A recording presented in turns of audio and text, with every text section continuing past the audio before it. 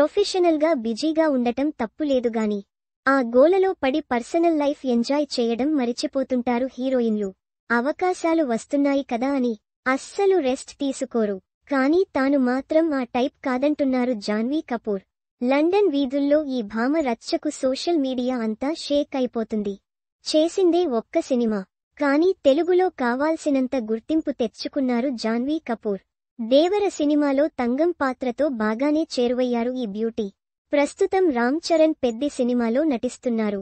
బాలీవుడ్ కంటే తెలుగులోనే ఈ భామకు మంచి ఆఫర్స్ వస్తున్నాయి. పెద్దితో టాలీవుడ్ మోస్ట్ వాంటెడ్ లిస్టులో చేరిపోవాలని చూస్తున్నారు జాన్వీ.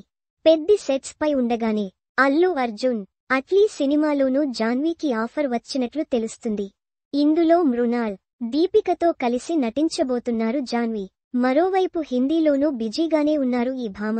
కెరీర్లో ఇంత బిజీగా ఉన్నా పర్సనల్ లైఫ్ మాత్రం మిస్ అవ్వరు ఈ బ్యూటీ. తాజాగా లండన్లో చెల్లి ఖుషి, బాయ్ ఫ్రెండ్ శిఖర్ పహారియాతో కలిసి ఫుల్లుగా ఎంజాయ్ చేస్తున్నారు జాన్వీ.